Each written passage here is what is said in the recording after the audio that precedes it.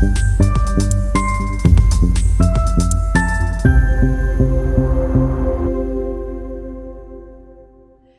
if your first birth could be calm, powerful, and even ecstatic? Hi, I'm Deborah Pascali-Bonaro, director and host of the Orgasmic Birth podcast. In today's episode, I'm really honored and excited because I'm being joined by Augusta Sofija Lagauske, and I know I said that wrong, so I'll ask you to say it in a minute. She's a doula from Lithuania who's going to share her incredible, empowering birth story. And I love in reading your words. She says, I was surprised how my trust and intuition made it so easy and how preparation helped me navigate the unknown. And after giving birth to her daughter, in August of 2024, Augusta feels called to help other women release fear and step into trust. And she's going to take us in how preparing her mind for a positive birth, how that helped, what helped her relax through those intense sensations, and why she believes every woman deserves pleasure and power in birth. So I hope for all you listeners, you're in a place you can really take this in, because I am really honored. I have to say, Augusta, when you wrote, I couldn't wait to meet you and really listen and hear your story and the wealth of wisdom that you have to share. So welcome. Thank you. So hi everyone. Yeah, my name is Augusta Sofija Lagauske. Thank you for saying that. And I really appreciate you're joining us today from where? Lithuania. Yeah. Yeah. So, I planned some natural light, but we have a thunderstorm outside and it's really dark. Okay. So it's a nice setting for it. Really cozy. Well, thank you. And I know, right? Like when you have a powerful birth, it's so important to share that story because I know for many of our listeners, it really will touch them. So can you take us back? Because, you know, I love to say once we learn that we're pregnant, so many different thoughts come into our mind. So what was that like, you know, learning you were pregnant and then preparing ahead for birth? Yeah, so I will just shortly thank you, first of all, for inviting me. It's really exciting because I've never even dreamed about such an opportunity to just tell about my birth to so many people, because in my, friend circle, having a positive birth is very unusual, and I feel kind of an alien around those people, and it's just even hard to share it. And I hope that your community will be more able to just understand it and take it in. And well, to begin with, my pregnancy, it wasn't the easiest. And I think that it was something that really kind of inspired me to look deeper and to try to reclaim at least myself during birth, because during my pregnancy, as I said, I kind of lost my identity, because before it, I was really doing a lot of sports and I was very busy. I was running 10 to 15 kilometers every day and training at the gym with weights a lot. And I was working a lot, like always busy type of person. And I will tell you shortly how I figured out about my pregnancy, because it was I think an unusual story, because it wasn't the test, actually. I knew about it probably 5 days into it, because I was going on my regular run and I just couldn't make it. I couldn't make it to 10K and I felt really weird. I thought that maybe it's something wrong with my electrolytes. Maybe I'm just tired. Maybe something with my training doesn't work. But that day I just kind of let it go. I walked back home. And then on the second day, I tried it again. And again, I only did 8K. And I looked at my watch and my heart rate was really high. And I got out of breath really fast and I just couldn't understand it. But because I didn't know anything about pregnancy, I knew that I could be pregnant, but I just didn't, relate those two things. And on the third day, I attempted it again. But I already planned for less. I planned for 7K, and I did that. And I came back into my office because I was running from the office, and I got just so tired and so sleepy that I came in. I took a big wool blanket that we had. I laid it on the floor because we didn't have a sofa there yet. I just lay down on the floor and I immediately fell asleep. And I woke up because my assistant came in and she didn't see me because it was already dark. She just put the keys or something on the cupboard and left. And she woke me up and I was just shocked and surprised. And at that moment, I thought, okay, this is really something. This is really something. So it started like that. And it hit really hard with a lot of fatigue, a lot of nausea. I just didn't expect the nausea to be so tough. I didn't vomit, but I felt just kind of sick the whole day and the whole night for 14 weeks. And it was just tough on me. Also had to quit my usual sports because I just had no energy. I felt really fatigued and I didn't want to damage like the fetus. Everybody tells you that, the first few weeks are really important. So I kind of slowed down a lot. I tried to rest a lot and I thought I'm just gonna, come back to it on the second trimester. But the second trimester hit me even worse because I tried to come back to training and I had a bleeding. And I went to see my doctor and she diagnosed me with a low-lying placenta. And because of my training and the placenta was really close to the cervix, I had like a little abruption, which caused some bleeding, and she prescribed me a bed rest. So I was just laying in bed all of the time. Also, I lost my ability to focus. It was perhaps the mom brain or the pregnancy brain. I don't know how it's called. So it was really hard to focus to work. And I had to stay in my bed all the time. I started gaining a lot of weight because I was used to eating like normally. And then without all of that training, the weight was like really skyrocketing. And I started feeling a lot of pain in my back and my hips. I went to see some physiotherapists, but nobody wanted to advise me anything because of the low-lying placenta, and they just prescribed me bed rest. And so this was really tough. This was like 100% shift from my usual day-to-day life. So mentally, I was suffering. I was really happy about the pregnancy, really excited, and it was kind of keeping me through. But still, it was just hard. And just by the end of the second trimester, when my placenta got slightly higher and the doctor allowed me to start training, I felt this urge to kind of come back to my regular self and to kind of reclaim my body again. I really felt kind of out of it. And surprisingly, my third trimester was the best. And I was huge, but I was feeling way better. I think that being huge, but being mobile is much better than just, being small and Yes. stay in bed all the time. And I managed to fix my pain because the pain in my back and my hips was getting worse and worse. And I went back to the gym and I fixed this by myself. I kind of felt my body because I was so used to training. I knew what it needed. And I kind of put away all of the advice that I got from physiotherapists and I just did my own thing. And in 3 days, it was almost completely gone. And I didn't feel almost any pain until like the very end. So this was something that gave me the courage to trust myself more because I thought, if I can do this, if I can, get back to my old self and find that energy in myself, that means that in birth, I should also trust myself more than I would trust the doctors or anybody else.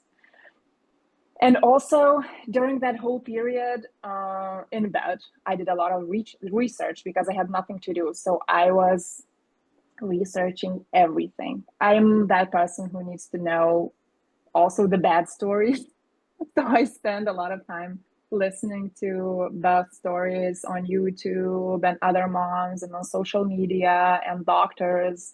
So I knew a lot of theory, but uh, that theory in the end got me kind of confused because I knew that it won't help because the birth is going to go the way it will, and there's nothing I can control.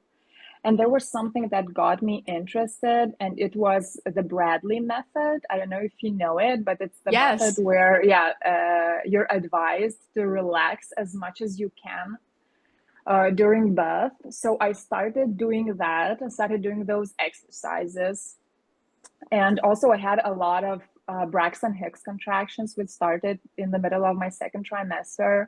And I even thought that I'm giving birth prematurely one day because it was so consistent. It was painless, but it was so consistent that I even called my doctor and I came in the next day to check it. But it was just the Braxton Hicks. So I had a lot of kind of space to practice, because I felt it in my body. I felt that there's something going on. And just right at the end, I discovered this term, orgasmic birth. It was just like a cherry on top because before that, I didn't know about it. If I kind of knew about it, but it felt like this exotic term, which is not real. And somebody, says that they have experienced it, but nobody knows if they actually had. And I didn't believe that it's true. But because I discovered your channel, it was just so kind of empowering. And just the way you put it, you didn't put it in terms of having an orgasm during birth. You put it in terms of claiming ownership and pleasure in birth and finding your pleasure and relaxing into it and just having your dream birth kind of in that term. And then it clicked.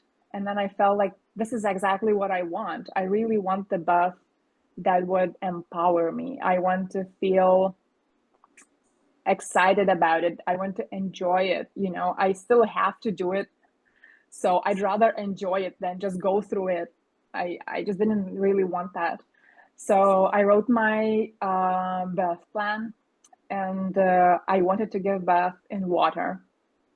And I went to see my doctor, my provider, and I asked her about that. And it was just a couple of weeks before my due date. And she looked at me saying like, oh, yeah, we do have this possibility, but did you know that there's only one midwife in the whole country who does that? Oh my Because goodness. yes, it's really weird. Our country is really small Yes. and it's kind of outdated. A lot of people give birth in hospitals. I think everybody almost. We have birthing centers.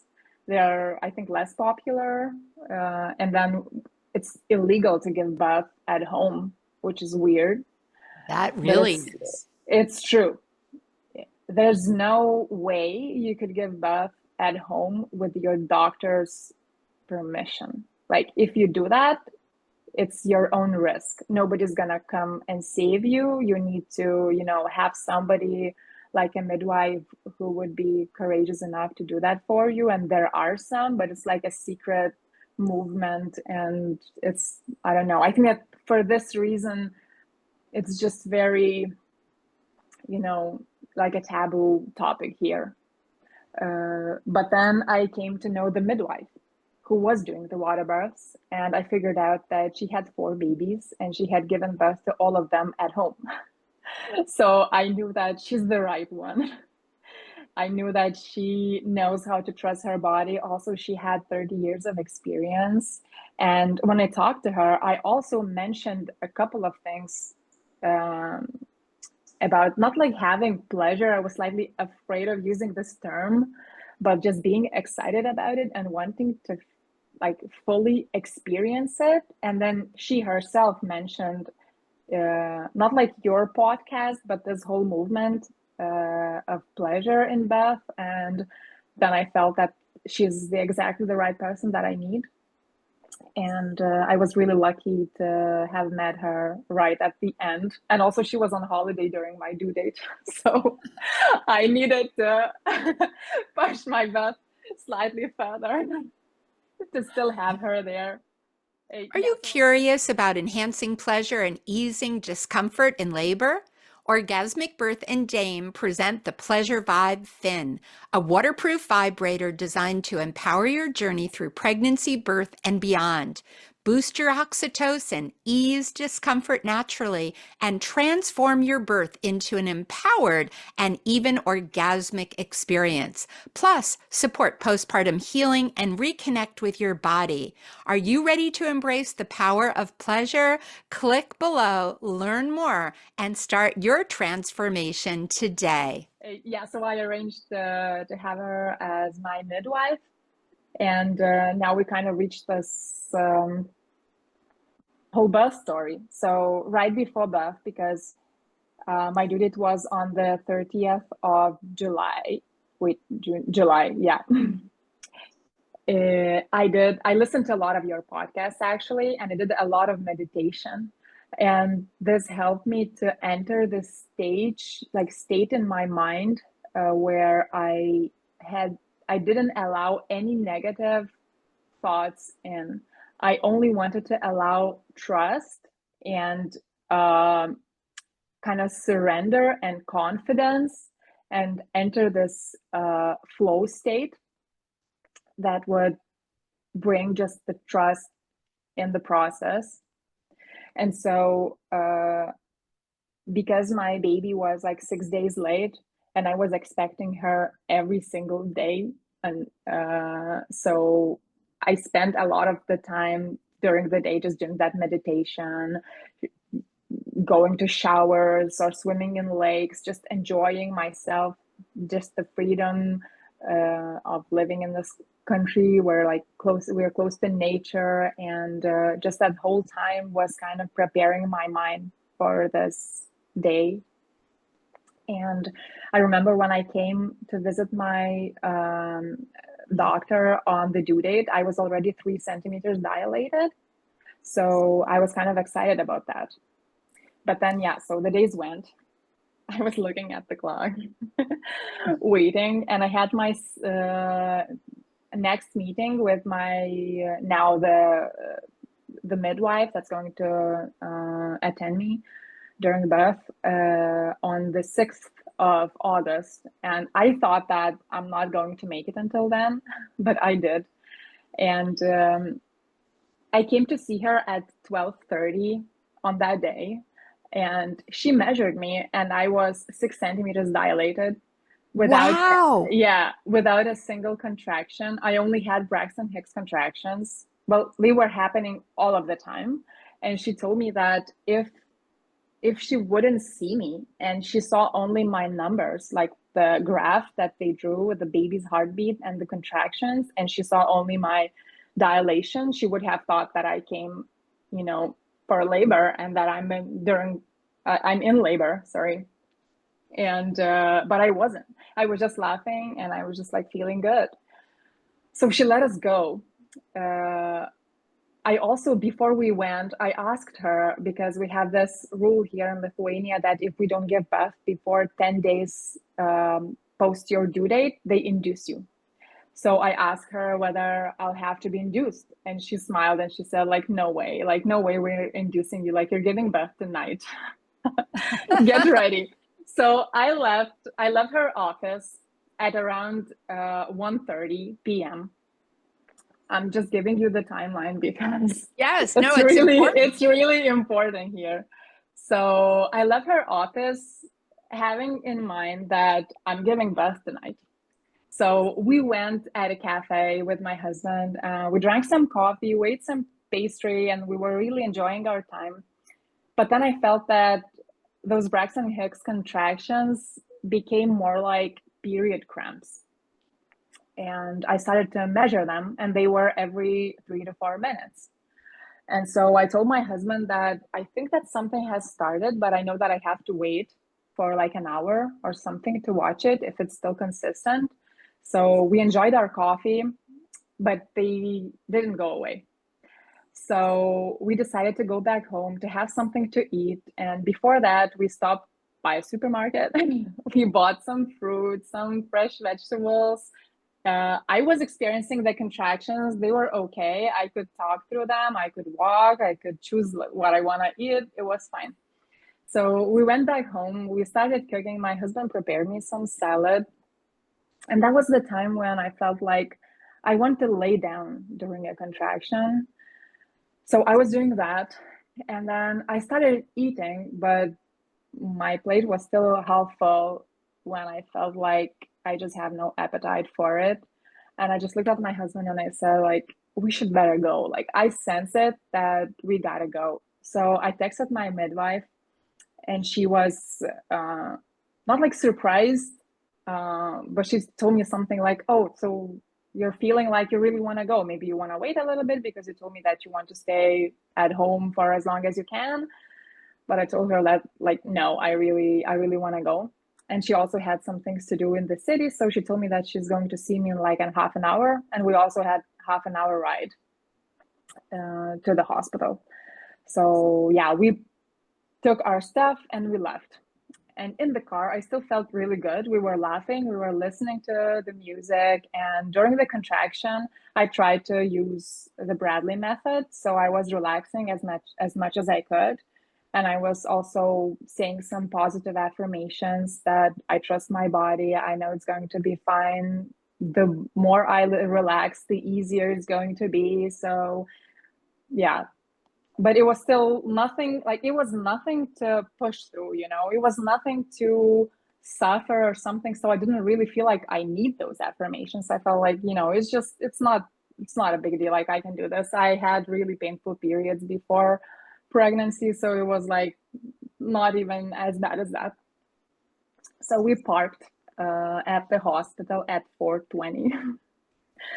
And we came into the office, and there was another doctor that was having her shift there, working. She saw me. I've never seen her before. She saw me, and she was like, yeah. I'm like, I'm giving birth. And she looked at me, yeah, right. Just sit down here. Like, we're going to take you in soon, but like, just sit down, relax. I told her that I was 6 centimeters dilated in the morning. It's like, okay, it's fine. Just let's see you, let's check you. So she put the heart rate monitor, and they checked the baby for like 15 minutes. And when I was laying with the monitor, it was becoming like really intense. This whole measuring thing took about 15 minutes, as I mentioned, and I had like 3 or 4 contractions during that. My husband was reading all the documents. He's a very precise person, so he needs to read every single word there before signing.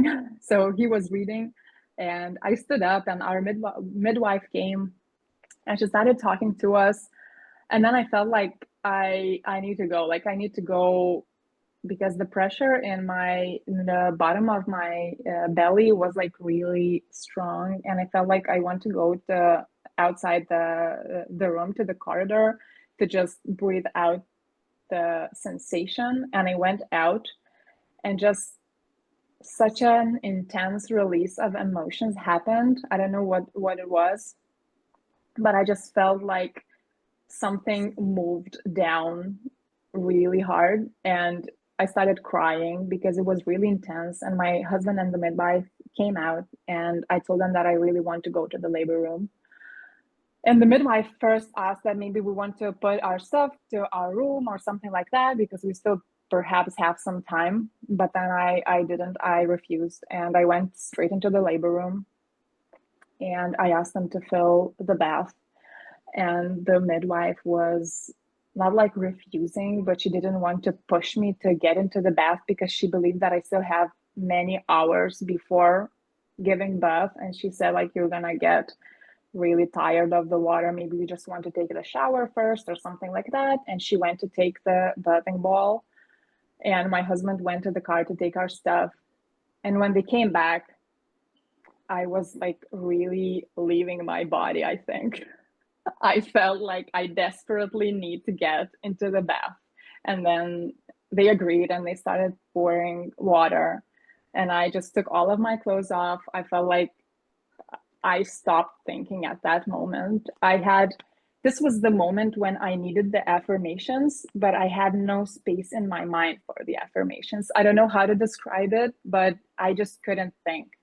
I was consumed absolutely with the experience. I was trying to relax, and I told my husband, it's just so hard. Like, I'm doing everything to relax, but it's just so intense. I don't know if I can do it.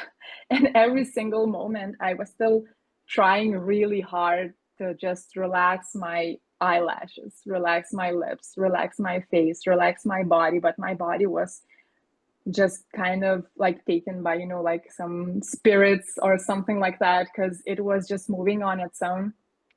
And as soon as I got into water, it got slightly better, but I couldn't, describe it as better because it was really, really intense. And after maybe two contractions, I felt a really, really strong urge to push, and I felt a gush of water between my legs. And I told my midwife that I think that my waters broke and that I feel like I need a push. And she kind of came running to me. And then I heard some nurses screaming in the corridor, and the doctor who admitted me half an hour ago screaming, like, she's pushing. And then they all came in, but I didn't see anything. I only remember that I told my husband, like, I think I cannot do it. Like, I really cannot do it. But I lay down. That was the moment when it was the like 2 or 3 minute rest pause before the push. I asked my midwife if I could rest, which was very weird now when I think of it. And she said, yeah, sure, you can rest. So I took the 2 minute rest, and then my body really, with one very, very strong contraction, pushed the baby out. And my daughter was born at 5:25. So it was 1 hour and 5 minutes since we parked and by the hospital, and I only spent like 20 minutes in the bathing room, and the pool wasn't even full. It was just like 30% full because the water didn't make it, till the full bath. And it was such a crazy experience, I could say, because I really thought, as many times I've imagined birth, I thought that I'm going to get so emotional, I'm going to cry, I'm going to be like overwhelmed, but I was shocked. I just couldn't believe it. This whole thing, I don't know, it just took me like 20 minutes. And for me, it was like 1 minute, the way I felt it and my body felt it. And the baby was in my arms. She was just so soft, and she wasn't crying. She was calm. And I just couldn't believe it. Oh, So it was just, and also I had only a first degree tear, which was just a little scratch. And I was shocked. And the midwife, of course, she was also shocked because it was my first birth. But I know 100%, like, I'm 100% sure that this was the result of me being able to let the process take over my body and trust my body. And I really honestly want to thank you, because I think that your podcast just gave me so much, this inspiration to do it, and the courage and the strength, because I didn't have it around me. All of the people, my family and my husband's family, they were critical of me and of my approach. They thought that I need to go to this bigger hospital whatsoever. I don't think about water birth or anything like that.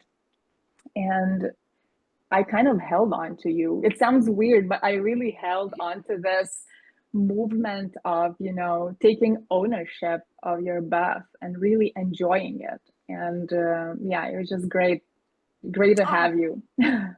I have to say, I have tears, and for those that can't see, you are just glowing, in your strength and your power. And Augusta, like, what a beautiful story. I'm so honored to play a little part, but I really want to give you the credit to have gone so deep into trusting your body, your baby, your ability.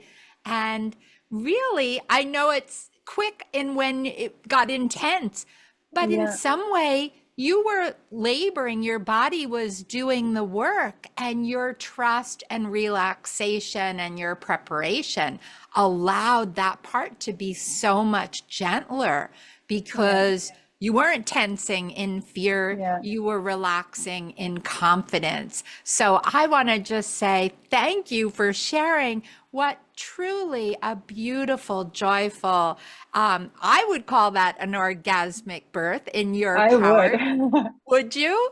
Yeah, yeah. Yeah. And I agree, we have to address all the people that have that more negative thought of it, that hopefully they're learning and listening as we share our positive stories like yours of how birth can be powerful. So I know for all our listeners, you gave them a lot of tips how you prepared with Bradley and relaxation and affirmations and deep trust and connection. But is there one last thing you'd want to share with them for someone that might be pregnant? Anything that you'd like to share with them in Yeah, preparation? I think that one thing that I didn't mention that is really important is the support team. And I know that not a lot of people have it. Not a lot of people, so there are some people who are giving birth uh, without support, and the women who are single or they don't have family or something like that. And I really feel strongly for them, and I hope that they have at least, at least online, at least digitally, at least they have somebody whom they can trust and they can talk through things. Because anyway, I mean, the way I told you, perhaps it sounded like I didn't have any doubt. For sure, every woman, because it's an experience that we've never experienced before, even though we see all those babies and all those women who have given birth already, but we haven't. And the fear is there. You have to kind of realize it, understand it, and be compassionate towards yourself and towards your fear, and not put it, somewhere deep inside of you and kind of ignore it because it's going to surface when you need it the least. You need to kind of face that fear and be compassionate towards it and towards yourself, and know that, yes, of course, I don't know, of course, I'm jumping into something I haven't done before, but my body was built for that. We're still, animals, we're a species, and every animal on the planet is giving birth, and our body's built for that. So we need to find that, space inside of us. And if we have the support team, or if we don't, then to find at least somebody whom you can trust, and you can share it, and you can talk through things, and have during your birth, if that's possible, because it's going to make a huge difference. Yeah. Great Yeah, advice. I totally agree with you. Support is so important. And I know you're a doula too. So, and I'm as not. I am, oh, you're Oh, not? you, sorry, I'm not. Oh, I thought you were a doula. Okay. No. Okay. So I am a doula. So we, Yeah, doulas are ones we can reach out to support as well. Well, yeah. I can't thank you enough. And I know that people would love to follow you. Where can they find you or follow you? Yeah, I'm not a doula. I'm just, just a regular person. Okay. I'm a jeweler as a profession. And if you'd like to follow me on social media, you can find me on Instagram at Augusta Sofija. And there is a J, and it's like AUGUSTASOFIJA. Yeah. Okay, and we will put that in the show notes because I think Yeah, people will love to follow you or maybe have a question they can PM you. And sure.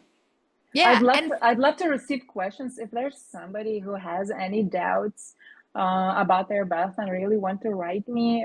For sure, I would love to answer and help. It would be my pleasure.